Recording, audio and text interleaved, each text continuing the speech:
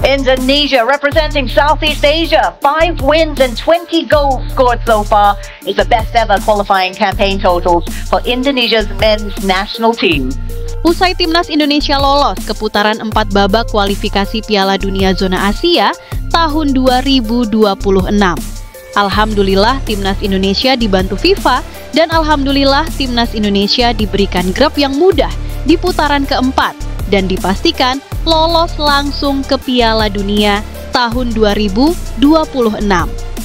Ini calon lawan timnas Indonesia dan negara yang satu grup dengan timnas Indonesia di putaran 4. Begini penjelasan lengkapnya.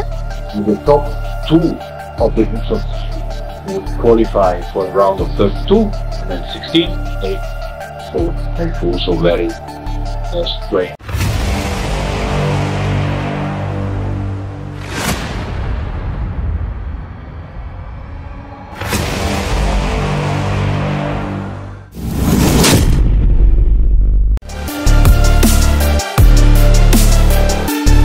Dunia sepak bola digemparkan oleh pernyataan yang tidak pernah diduga sebelumnya. Dalam sebuah konferensi pers yang berlangsung di markas besar FIFA di Zurich, Presiden FIFA yaitu Gianni Infantino secara eksplisit menyatakan dukungan terbukanya kepada timnas Indonesia untuk bisa lolos ke putaran final Piala Dunia 2026. Bahkan, Presiden FIFA mengatakan bahwa FIFA akan mendorong Indonesia agar mendapatkan grup yang lebih ringan di putaran keempat babak kualifikasi Piala Dunia tahun 2026. Pernyataan ini datang hanya beberapa jam setelah Indonesia menuntaskan laga terakhir di putaran ketiga dengan kekalahan timnas Indonesia versus Jepang yang memastikan tempat mereka di putaran keempat, tahap terakhir sebelum tiket menuju panggung utama di Amerika Serikat, Kanada, dan Meksiko. Gianni Infantino tidak menyembunyikan kekagumannya terhadap performa timnas Indonesia. Dalam kalimat yang penuh semangat, ia menyebut perjuangan Garuda sebagai kisah paling inspiratif dalam sejarah modern sepak bola Asia.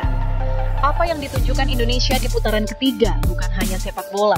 Itu adalah bentuk perjuangan, keyakinan, dan kebangkitan sebuah bangsa. Indonesia telah menaklukkan Asia secara emosional. Dan saya, sebagai Presiden FIFA, merasa sangat bangga bisa menyaksikan sejarah ini terbentuk.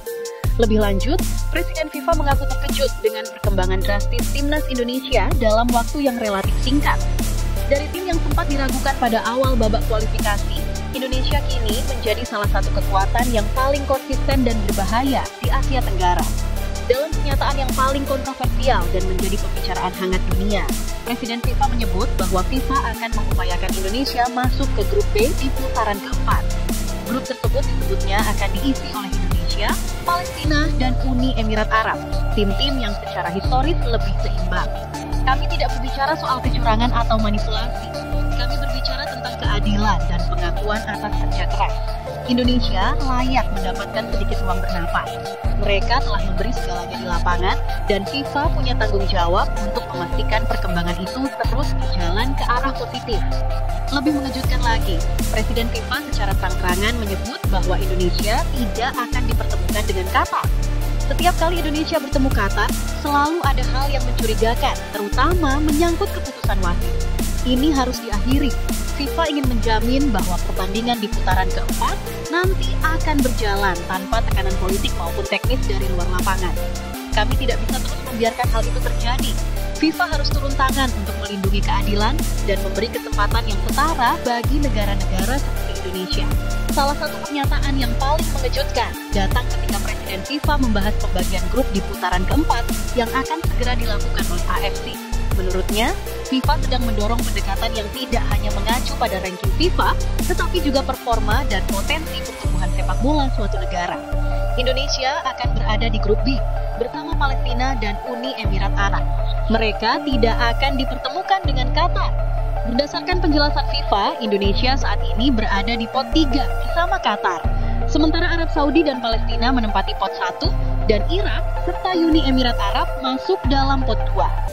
Namun dengan pernyataan Presiden FIFA tersebut, dipastikan bahwa Indonesia tidak akan dipertemukan dengan Qatar, karena timnas Indonesia dengan Qatar berada di satu pot.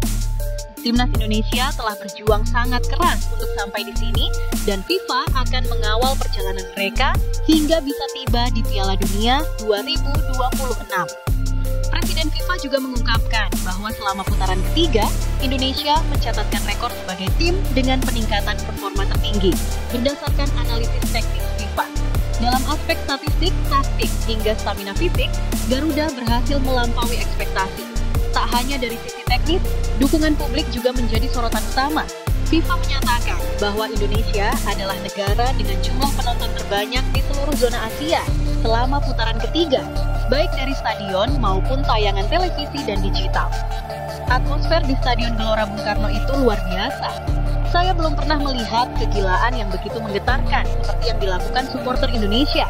Ini bukan hanya tentang pertandingan, ini tentang kebangkitan nasional melalui sepak bola, yang bahkan sempat meneteskan air mata saat menceritakan atmosfer yang ia saksikan sendiri saat hadir di Jakarta. Presiden FIFA ini menyatakan bahwa akan sangat merugikan bagi turnamen sebesar Piala Dunia jika Indonesia tidak hadir. Kami butuh semangat itu, kami butuh atmosfer itu, kami butuh warna-warni supporter Indonesia di Amerika, Kanada, dan Meksiko tahun 2026 nanti. Piala Dunia tanpa Indonesia akan terasa hampa. Di satu sisi, banyak yang menyambut positif langkah FIFA yang menunjukkan keberpihakan pada negara-negara berkembang. Namun, tak sedikit pula yang mempertanyakan netralitas FIFA dan potensi konflik kepentingan dalam pengaturan grup. Pernyataan mengejutkan Gianni Infantino bisa jadi adalah angin segar yang sangat dibutuhkan bagi sepak bola Indonesia. Setelah bertahun-tahun berada dalam bayang-bayang keraguan dan minim prestasi di tingkat dunia, kini Garuda bersiap terbang tinggi.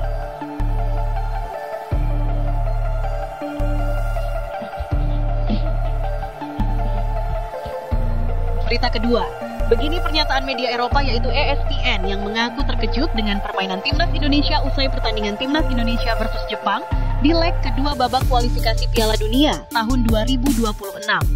Salah satu media olahraga terbesar dunia asal Eropa, ESPN, melontarkan pernyataan yang mengejutkan, sekaligus memukau banyak pihak usai menyaksikan penampilan luar biasa Timnas Indonesia saat menghadapi Jepang dalam leg kedua babak kualifikasi Piala Dunia 2026. Dalam pertandingan yang berlangsung sengit dan intens, media ESPN secara terbuka mengakui bahwa Timnas Indonesia tampil di luar ekspektasi, bahkan mampu mengimbangi kekuatan raksasa Asia seperti Jepang. Dalam laporan eksklusifnya, media ESPN menyoroti performa luar biasa lini pertahanan Garuda yang dikomandoi oleh trio bek utama, Matt Silgers, J.I.Z, dan Justin Zubner. Ketiga bek naturalisasi tersebut dianggap menjadi tembok kokoh yang membuat para penyerang Jepang frustrasi sepanjang pertandingan. Timnas Indonesia telah menunjukkan pertahanan terbaik yang pernah kami lihat dari tim Asia Tenggara. Matt Silgers, J.I.Z, dan Justin Hubner tampil nyaris sempurna malam ini. Media ESPN secara khusus memuji bagaimana pertahanan Indonesia berhasil beberapa kali menggagalkan strategi tiki-taka khas Jepang yang selama ini terkenal sangat efektif. Serangan cepat dan terorganisir Jepang yang biasanya mematikan berkali-kali harus terhenti karena aksi heroik para bek Indonesia. Salah satu momen yang disorot adalah duel langsung antara J.I.Z dan Justin Hubner saat menghadang penyerang Jepang yang bermain di La Liga dan berharga tinggi, Takefusa Kubo.